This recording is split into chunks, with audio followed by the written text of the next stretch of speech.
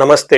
మనము December month 2025లో ఉన్నాం. ఈ డిసెంబర్ మంత్ మనం చూసుకుంటే, ఈ డిసెంబర్ మంత్‌కి 3 ముఖ్యమైన విశేషాలు, విశిష్టతలు అనేది ఫస్ట్ ఏంటంటే 2024లో ఇది లాస్ట్ మంత్ అని మనం చెప్పుకోవాలి. ఈ మంత్ తర్వాత మనకి 2026 స్టార్ట్ అవుతుంది.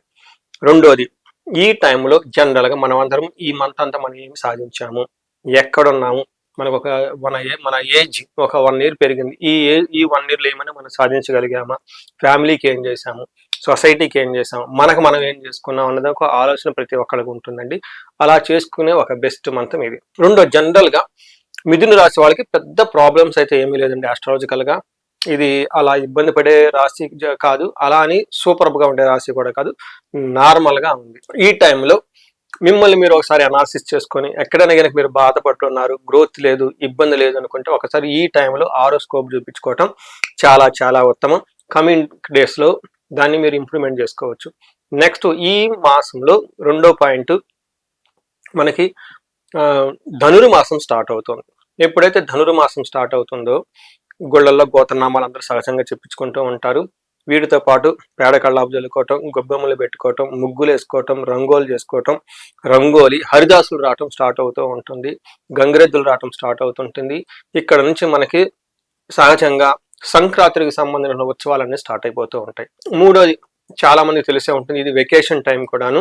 సాఫ్ట్వేర్లో ఎవరైనా పనిచేస్తుంటే, లేదంటే ఎన్ఆర్ఐలు ఎవరైనా ఉంటే కనుక ఆల్రెడీ చాలా మంది ఫోన్లు మెసేజ్లు పెడుతున్నారు, లాంగ్ వెకేషన్లో ఉంటామండి, లాంగ్ టూర్లో ఉంటాము, మా హోమా లాంటివి ఎవరైనా ఉంటే ఇప్పుడు ఈ టైంలో చేయండి, లేదంటే వచ్చిన తర్వాత చేయండి అని. కొంతమంది ఆల్రెడీ పేమెంట్ చేశారు, స్లాట్ దొరక కొంతమందికి తర్వాత చేయండి అని ఇలా ఇంకా రిక్వెస్ట్లు పెడుతూ ఉన్నారు.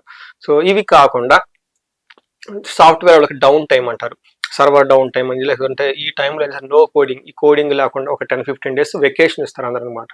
సో ఈవెన్ హెచ్ఆర్ టీం కూడా చాలా మందికి మీది వెకేషన్ ప్లాన్ ఇవ్వండి, ట్రావెల్ ప్లాన్ ఇవ్వండి, ఎప్పుడు వెళ్తున్నారు ఏంటి అని అడుగుతూ ఉంటారు, లీవ్ బ్యాలెన్స్లు ఇవన్నీ చేసుకుంటూ ఉంటారు అనమాట. ఈ టైంలో మనకి క్రిస్టమస్ హాలిడేస్ వస్తాయి, తర్వాత సంక్రాంతికి సంబంధించిన హాలిడేస్ వస్తాయి, చాలా మంది వెకేషన్కి వెళ్తూ ఉంటారు. సో ఇలాంటి టైంలో మనకు మిథున రాశి వాళ్ళు డిసెంబర్ మంత్లో ఎలా ఉందో మనం చూద్దాం. డిసెంబర్ మంత్ మనం చూసుకుంటే వీళ్ళకి మిక్స్డ్గా ఉంది, కొంచెం ఛాలెంజ్గా ఉందని మనం చెప్పుకోవచ్చు. ఏ విధంగా ఛాలెంజ్ ఉందంటే, డిసెంబర్ మంత్లో 4 గ్రహాలు మారుతూ ఉన్నాయి.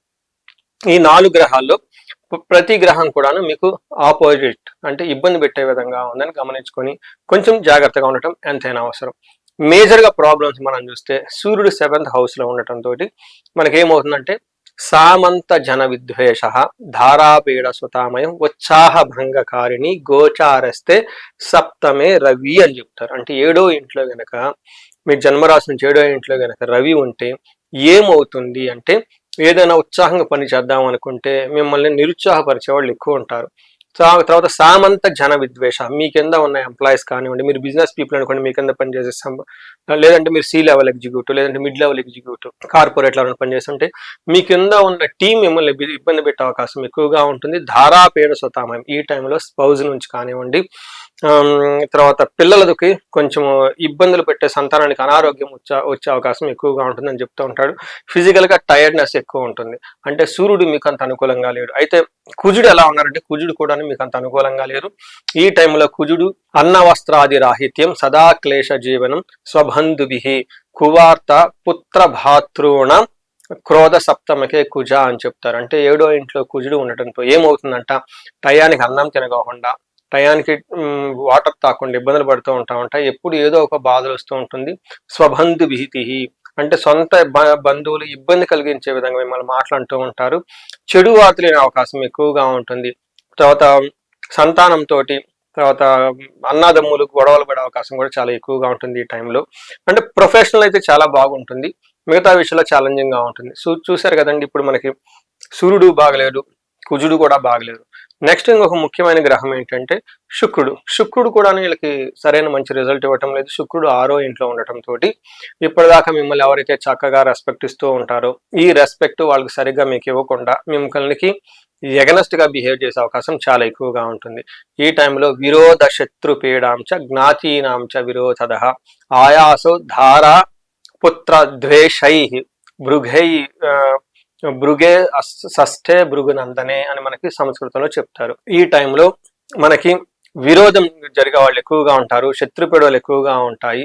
తర్వాత బంధువులతో గొడవలు వచ్చే అవకాశం ఎక్కువగా ఉంటుంది. శారీరకంగా టైర్డ్నెస్ ఉంటుంది. భార్యతోటి పుత్రులతోటి గొడవలు అయ్యే అవకాశం ఎక్కువగా ఉంటుంది. సో మీరు కామన్గా చూసుకుంటే భార్యతోటి పుత్రులతోటి గొడవ, బంధువులతో గొడవ, మిమ్మల్ని కావాలని చెప్పేసి శత్రు బాధలు ఇబ్బంది పెట్టేవాళ్ళు, ఏదైనా పని చేస్తుంటే మిమ్మల్ని అపోజిషన్ ఇచ్చేవాళ్ళు, ఈ టైప్ ఎక్కువగా ప్రాబ్లం చూపిస్తుంది. అంటే ఒక రకంగా మీకు చాలా ఇంటర్పర్సనల్ స్కిల్స్, పేషెన్సీ ఈ మంత్లో చాలా అవసరం. So but again love, romance, pleasures ఇట్లాంటి విషయాలు అయితే చాలా బాగుంటుంది. వెకేషన్కి వెళ్ళే వాళ్ళకి చాలా బాగుంటుంది అని చెప్పుకోవచ్చు. ఎవరైతే లవ్, ప్రేమ వ్యవహారాలు ఉన్నారో లేకుంటే రిలేషన్షిప్స్లో ఉంటారో వీళ్ళకైతే ఫేవరబుల్గా ఉందని మనం చెప్పుకోవచ్చు. నెక్స్ట్ నక్షత్ర ప్రకారంగా చూసుకుంటే మృగశిర, ఆరుద్ర, పునర్వసు 3 నక్షత్రాలు ఇందులో ఉంటాయి. ఇందులో మృగశిర నక్షత్రం వాళ్ళు చూస్తే వీళ్ళకి ఒక విషయం బాగుంది, ప్రమోషన్స్ వచ్చే అవకాశం ఎక్కువగా ఉంటుంది. మిగతా విషయాలు అంత సరిగా లేదు. వీళ్ళకి దరిద్రము, ధనహీనత, రోగము, బంధనము వచ్చే అవకాశం ఎక్కువగా ఉంటుంది. నెక్స్ట్ ఆరుద్ర నక్షత్రం వాళ్ళకి ధన ప్రాప్తి, రాజ్య లాభం చూపిస్తుంది.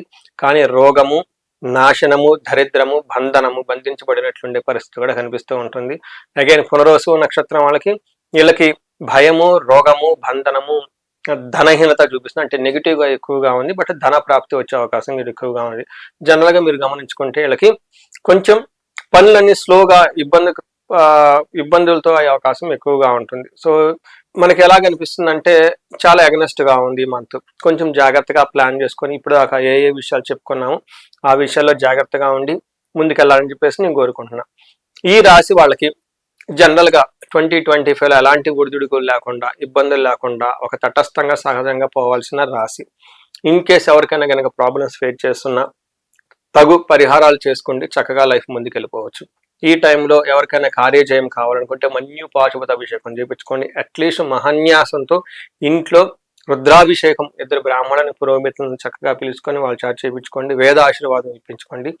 ఎవరైతే పెళ్లి కాకుండా ఇబ్బంది పడుతున్నారో వీళ్ళు విశ్వావసు గంధర్వరాజ విశేష హోమం చేయించుకున్న, భార్యాభర్తల మధ్య గొడవలు పడుతుంటే అన్యోన్య దాంపత్య పాశుపత అభిషేకం చేయించుకున్న, ధనానికి ఇబ్బంది పడుతుంటే కుబేర పాశుపతము లేదంటే స్వర్ణలక్ష్మి విశేష హోమం చేయించుకున్న చాలా చక్కగా ఉంటుంది. కొంతమంది క్లయింట్స్కి లాస్ట్ మంత్లో నేను అమృత మృత్యుంజయ పాశుపత అభిషేకము లేదా విశేషమైన హోమం, కొంతమంది సీరియస్గా పేషెంట్స్ ఉన్నవాళ్ళు యుఎస్ నుంచి, ఇండియా నుంచి ఫోన్ చేస్తుంటే వాళ్ళకి 1,00,000 సార్లు అమృత మృత్యుంజయ పాశుపత మంత్రాన్ని జపం చేయించడం, అభిషేకాలు చేయించడం, ఇవన్నీ విశేష పూజలన్నీ చేయడం జరిగింది.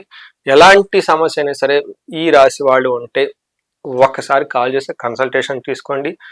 మీది ప్రాబ్లం క్లారిటీగా ఉండి, డీప్ రూటెడ్ ప్రాబ్లంగా ఉండి, తర్వాత దానికి సంబంధించిన గ్రహం సంబంధించిన దోషం ఎక్కువగా ఉంటే ఆ దోషాన్ని తగిన విధంగా మన పరిహారాలు కూడా చేసుకుంటే చక్కగా మీ యొక్క సమస్యలన్నీ పోయి జీవితం 10 రెట్లు ముందుకెళ్ళే అవకాశం ఎక్కువగా ఉంటుంది.